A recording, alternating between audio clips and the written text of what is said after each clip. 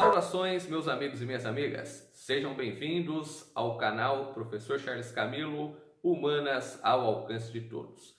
Neste vídeo, iremos abordar mais um conteúdo de grande relevância da história do Brasil. Esta aula ela foi elaborada de acordo com o meu livro História do Brasil em Mapas Mentais. O link para aquisição da obra está disponível aqui na descrição do vídeo. Peço encarecidamente que você se inscreva no canal caso não seja inscrito, curta o vídeo e compartilhe nas suas redes sociais. Eu desejo a você boa sorte e bons estudos. Brasil Império, o primeiro reinado.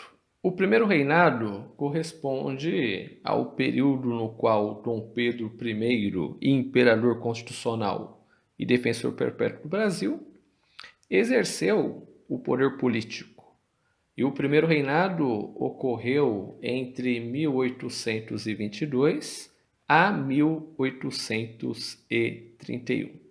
Quando nós falamos sobre o primeiro reinado, Dom Pedro I, a partir do processo da proclamação da independência, em setembro de 1822, ele teve inúmeros desafios à frente. Primeiramente, a expulsão das tropas portuguesas, seguido pelo reconhecimento internacional da independência e pela organização política do Estado brasileiro.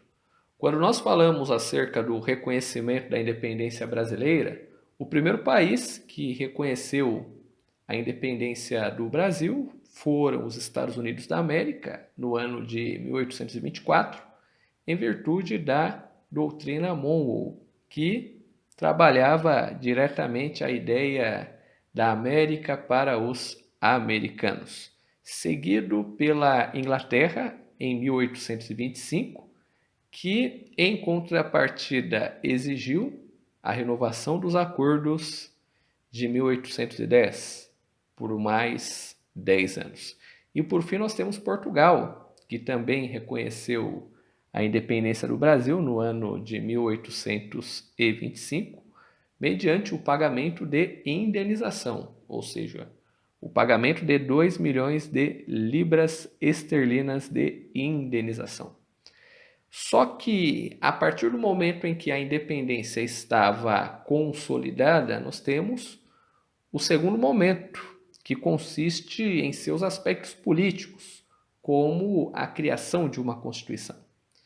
Em 1823, Dom Pedro I convoca uma Assembleia Constituinte. E nos trabalhos de elaboração de uma Constituição para o Brasil, surge um debate em relação aos poderes do imperador. A maior parte dos deputados constituintes, eles defendiam uma redução dos poderes imperiais. Tanto que a Constituição organizada a partir dos debates, ela ficou conhecida como Constituição da Mandioca, pois ela tinha como critérios para escolher os eleitores, tal como os candidatos, o cultivo de mandioca. Então, se o cidadão ele tinha ali roças de tamanho pequeno, de produção de mandioca, ele era considerado apto para ser um eleitor. E se ele tivesse grandes áreas de terras, no qual produzia-se mandioca, ele poderia até então se tornar elegíveis para os demais cargos de deputado imperial ou senador, digamos assim. Só que Dom Pedro I foi totalmente contra esta Constituição, que limitava os seus poderes imperiais. Sendo assim, ele ordenou o fechamento da Assembleia Constituinte e no dia 12 de novembro de 1823 ocorreu a chamada Noite da Agonia, que consistiu na prisão dos deputados opositores por ordem de Dom Pedro I, ou seja, Dom Pedro I ordenou a prisão dos opositores à sua forma política de governo. Sendo assim, para elaborar uma constituição para o Império, Dom Pedro ele forma o Conselho de Estado, e este Conselho de Estado foi responsável pela elaboração da Constituição de 1824, que foi outorgada por Dom Pedro I no dia 25 de março de 1824. A Constituição de 1824 ela tinha como características um caráter liberal e absolutista.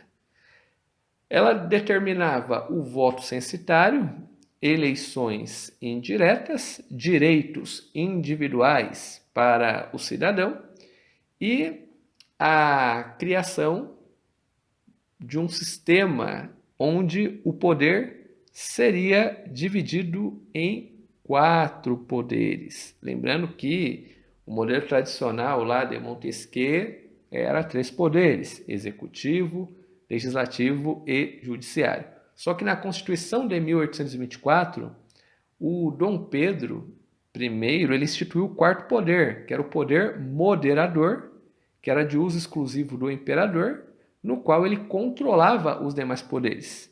Então, certamente, a partir do poder moderador, nós temos o executivo, que era o poder administrativo exercido pelo Dom Pedro I e por seus ministros, o legislativo, que consistia na Assembleia Geral, na Câmara dos Deputados Imperiais e no Senado Imperial, e o judiciário pelo Supremo Tribunal de Justiça. A Constituição de 1824 ela foi interpretada pelas províncias do Império como autoritarismo por parte de Dom Pedro I.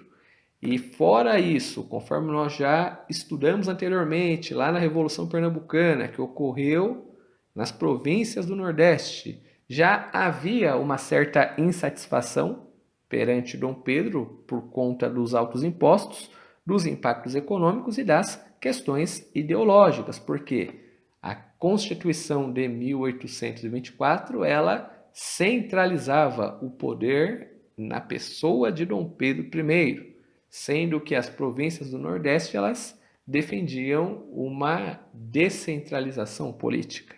Sendo assim, nós teremos a eclosão da Confederação do Equador, de 1824, uma rebelião separatista de caráter republicano, cujos principais líderes foram Frei Caneca e Paz de Andrade, e a Confederação do Equador ela acabou recebendo a adesão das províncias da Paraíba, Ceará e Rio Grande do Norte, e logo ela foi reprimida pelas forças imperiais. Tanto que o fato marcante desta revolta foi a execução de Frei Caneca, que nós veremos a seguir em outro vídeo. Fora isso, entra a questão da Guerra da Cisplatina, que consistiu na guerra do Império do Brasil com a Argentina pelo controle da Cisplatina, que hoje nós chamamos de Uruguai, e no fim dos combates houve a intervenção inglesa no conflito, que determinou que a Cisplatina não ficaria nem com o Brasil nem com a Argentina, tornaria-se um país independente, a República Oriental do Uruguai, no ano de 1828.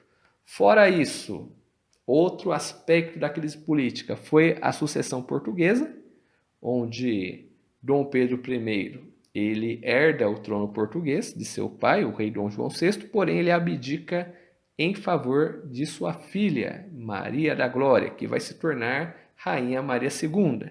E a Maria da Glória, certamente ela casa-se com o irmão de Dom Pedro, Dom Miguel, que irá usurpar o trono da sobrinha, dando origem à Guerra Civil Portuguesa. De um lado, Dom Pedro I e os seus exércitos, e do outro lado, Dom Miguel e os seus exércitos.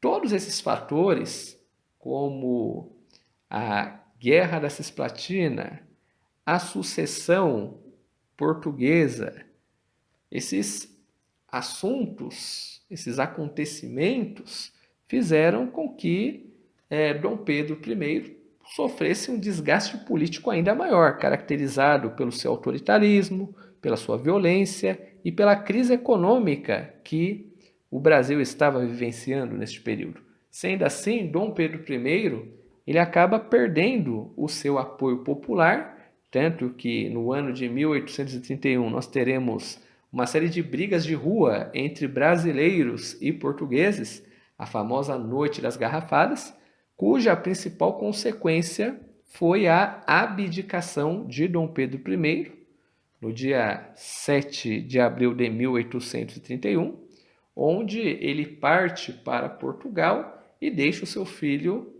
Dom Pedro de Alcântara, futuro Dom Pedro II, como imperador do Brasil. Mas, pela Constituição de 1824, devido à menoridade de Dom Pedro de Alcântara, o poder passa a ser exercido pelos regentes.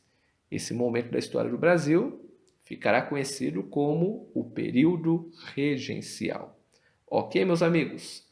Por aqui finalizamos mais uma aula de História do Brasil. Aguardo vocês no próximo vídeo. Tudo de bom, fique com Deus e que a força esteja com você.